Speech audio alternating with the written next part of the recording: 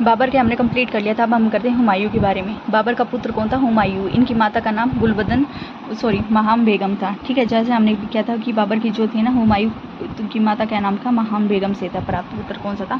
हुमायूं। तो हुमायूं का नाम क्या था? हुमायूं का पूरा नाम नसरुद्दीन मोहम्मद हुमायूं था। ठीक है, नसरुद्दीन मोहम्मद हुमायूं था। ठीक है, हुमायूं को जो जन्म था ना 6 मार्च 1508 को हुआ था। कहाँ पे? काबुल में हुआ था। ठीक है, काबुल में हुआ था 6 मार्च 1508 को। हुमायूं के पिता का नाम जैसे हमें पता है बाबर और माता का नाम महाम बेगम था। ठीक है, जो था ना हुमायूं है ना 12 वर्ष का था ना तब उसे बदखशा का सूबेदार नियुक्त किया गया था। जैसे हमने पढ़ा था कि बाबर था ना जो 11 वर्ष की आयु में ही 11 वर्ष की उम्र में ही क्या बन गया था? परगना का शासक बन गया था। लेकिन जो हुमायूं था ना वो भी 12 वर्ष यानी कम उम्र में ही है ना बदखशा का सूबेदार नियुक्त किया गया था। बाबर की मृत्यु के बाद 1530 में आगरा में हुमायूं का राज्याभिषेक हुआ था। हमें जैसे पढ़ा था कि 26 दिसंबर 1530 को है ना यानी जो बाबर को है ना आगरा में दफनाया गया, लेकिन बाद में कहाँ पे ले गया गया? उसको काबुल में दफना दिया गया था। ठीक है, काबुल में दफना दिया गया तो आगरा क्या हो गया? खाली हो गया। तो आगरा पे अधिकार करने के लिए किसको बिठाया गया था? आगरा पे अधिकार करने के लिए हुमायूं को बिठाया गया। ठीक है, बाबर की मृत्यु के बाद 1530 में आगरा में हुमायूं को भी राज्याभिषेक करवाया गया। ठीक है, अब ये था कि हमने जैसे पढ़ा था कि वो था बाबर ने ना उसका अफगानों का पूरी तरह से सफाया नहीं किया था। यही हुमायूं के लिए मुसीबत बन के आए थे। ठीक है, तो क्या था हुमायूं को ना कई कठिनाइयों का सामना करना पड़ा था। अफगान समस्या, कमजोर सैन्य व्यवस्था, ये हुमायूं के भाई। ठीक है, सबसे ये 3 ज़्यादा प्रॉब्लम थी ना जो हुमायूं को सामना करनी पड़ी थी। अफगान समस्या जैसे हमने पढ़ा था कि बाबर ने उसका सफाया नहीं किया था जिसका सामने आगे चलकर हुमायूं को करना पड़ा था। कमजोर सैन्य व्यवस्था यानी इसकी जो सेना थी ना वो बहुत ज़्यादा कमजोर थी जिसकी वजह से इसका जो शासन था वो ज़्यादा देर तक नहीं चल पाया था। ठीक है, फिर हुमायूं के भाई, इनके जो भाई थे ना हुमायूं के जो भाई थे कामरान, अस्करी, हिंदाल, इनकी है ना आपस की भिड़न की वजह से ही है ना उसके शासन पर भी इफेक्ट पड़ा था। ठीक है, तो सबसे पहले करते हैं हम कालिंजर का युद्ध। कालिंजर का जो सबसे पहला युद्ध था ना हुमायूं ने सबसे पहले युद्ध ही कालिंजर का युद्ध किया था जो कि कब किया था? 1531 ईस्वी में किया था। ठीक है, कालिंजर के उस टाइम जो शासक वहाँ पे कौन था? प्रताप रुद्र देव था। ठीक है, 1 महीने के घेरे के बाद जब किले को हुमायूं जीत नहीं सका तो प्रताप से उसने क्या कर ली? संधि कर ली थी। हुमायूं और बाबर में ने एक बात कॉमन थी, दोनों की है ना एक ये जिद थी कि जिस चीज़ में उनको असफलता मिल रही थी ना बार बार उसी चीज़ को वो अधिकार करने की कोशिश कर रहे थे। पता है असफलता मिलेगी लेकिन बार बार उसी चीज़ की वो जिद किए जा रहे थे। जैसे बाबर ने हमने यहाँ पे पढ़ा जैसे बाबर ने 1494 में समरकंद को जीतने का प्रयास किया। ठीक है, लेकिन असफल रहा। फिर 1597 में समरकंद को जीतने का फिर 1497 में समरकंद को 100 दिन के लिए जीत लिया था। 1501 में समरकंद को 8 महीने के लिए जीता था। फिर 1511 में पुनः आक्रमण किया। फिर 1512 में से हो दिया था। और यही क्या हुआ था? हुमायूं के साथ भी यही हुआ था।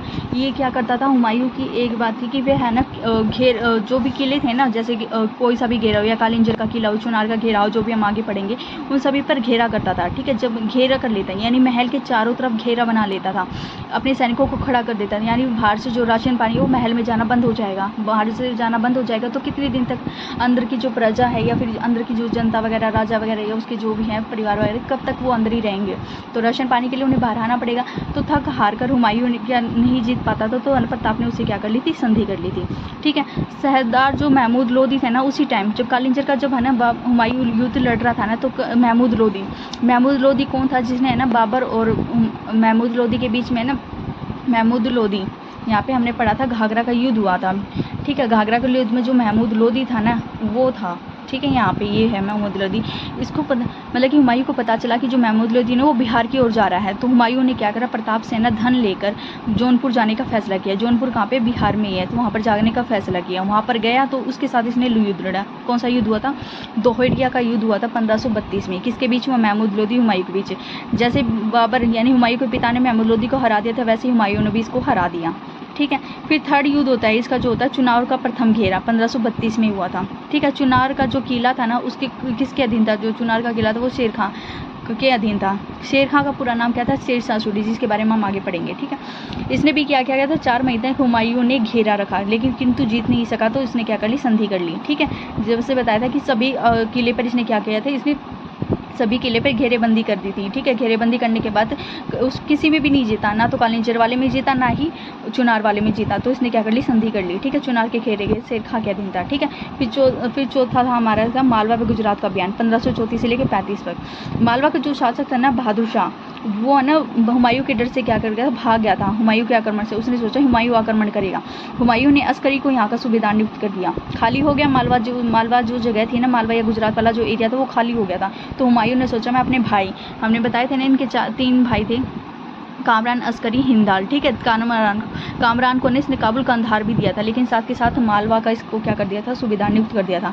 अस्करी है ना, अस्करी को ना कानून व्यवस्था बनाने में ना असफल रहा था। इसको ना कानून व्यवस्था कैसे बनानी चाहिए या उसको कैसे लागू करना चाहिए, कैसी नीति बनानी चाहिए, इसका ना तजुर्बा नहीं था। तो उस वजह से क्या गया था, यहाँ पे ये असफल रहा था।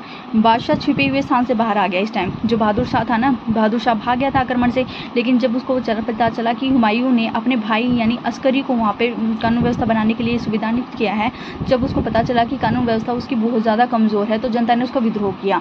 तो इसी बीच है ना बहादुर शाह जो बिल में छुप गया था यानी बाहर भाग गया था, तो वो वहाँ से वापस आ गया और उसने क्या किया, अपनी प्रजा के सहयोग पर गुजरात पर पूर्ण अधिकार कर लिया, ठीक है। और ये अस्करी वहाँ से भाग गया। हुमायूं के हमने 4 कर लिए हैं युद्ध। कौन सा, कालिंजर का युद्ध, एक दोहरिया का युद्ध और चुनार का प्रथम घेरा जो कि 1532 में, वो अब चुनार का जो दूसरा घेरा होगा जो 1537 में, वो आगे चलकर हम पढ़ेंगे, ठीक है। तो चुनार का जो प्रथम घेरा था ना, शेर खान के अधीन था। शेर खान और हुमायूं के बीच संधि हो गई थी, दोनों क्या हो गए थे, इन दोनों के बीच में आपस में संधि हो गई थी। तो चुनार का जो दूसरा घेरा था ना, चुनार का द्वितीय अभियान 1537 में हुआ था, ठीक है। शेर खान ने 1537 में बंगाल पर अधिकार कर लिया। कब कर लिया था, 1537 में बंगाल पर अधिकार कर लिया था, ठीक है। जो बंगाल पर अधिकार कर लिया, अब यहाँ पे शेर खान और हुमायूं तो क्या थे, दोनों आपस में क्या थे, दोस्त थे, मतलब कि आपस में इन्होंने संधि कर ली थी, तो मित्र टाइप हो गए थे, ठीक है। तो 1537 में ना शेर खान ने वहाँ पे बंगाल में जाकर आक्रमण कर दिया। बंगाल का शासक कौन था, गयासुद्दीन महमूद शाह था, जिसने क्या की थी, हुमायूं से सहायता मांगी थी।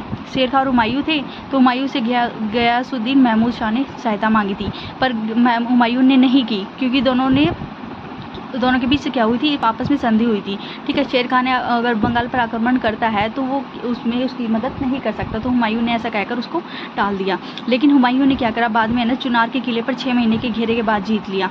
कैसे जीत लिया, क्योंकि चुनाव का घेरा कर रखा था, ठीक है। हुमायूं ने क्या कर रहा था, चुनाव का घेरा कर रखा था, ठीक है। चारों तरफ यानी महल के चारों तरफ उसने घेरा लगा रखा था। शेर खान बंगाल में चला गया था। शेर खान के बंगाल के जाते ही जब शेर खान बंगाल चला गया था, तो उसके पीछे से हुमायूं ने क्या करा था, किले पर जो बंदी करी हुई थी ना 6 महीने पर घेरे के बाद, वो क्या गई, उसने जीत ली। यानी घेरेबंदी उसकी जो उसने घेरेबंदी थी उसमें क्या हो गया, वो सफल हो गया था। तथा चुनाव से आगे बढ़कर हुमायूं ने बंगाल पर अधिकार कर लिया। जब है ना चुनार का जो किला था उस पर अधिकार हो गया, तो उसने सोचा बंगाल पर भी कर ही लेता हूँ, तो उसने क्या किया, बंगाल पर भी अधिकार कर लिया, ठीक है। तो यहाँ से क्या हो गया, इसने कर लिया। फिर होता है चौसा का युद्ध 1539 में। जब शेर खान ने ये देखा कि जिस बंगाल पर वो अधिकार करना चाहता है उस बंगाल पर भी किसने कर लिया, हुमायूं ने अपना अधिकार कर लिया, तो शेर खान को उससे गुस्सा आया। तो चौसा का युद्ध हो गया था इन दोनों के बीच 1539 में, ठीक है, शेर खान और हुमायूं के बीच। हुमायूं इसमें हार गया था और शेर खान क्या हो गया था, जीत गया था। तो शेर खान को ये मैंने बताया था, शेर खान की है ना जो दूसरा नाम क्या था, शेर शाह सूरी था, जिसके बारे में हम पढ़ेंगे आगे चलकर, ठीक है। शेर शाह सूरी ने उपाधि धारण की थी, किसकी, शेर शाह की। तो इसके लिए क्या हुआ, इसको शेर शाह सूरी कहा जाता है, ठीक है। हुमायूं जो उसके सैनिक थे ना, उन्होंने है ना एक नदी थी, कर्मनशा नदी, मतलब कि गंगा या फिर कर्मनशा जो नदी थी ना, उसमें डूबकर जाते थे सैनिक, उसमें मर गए थे।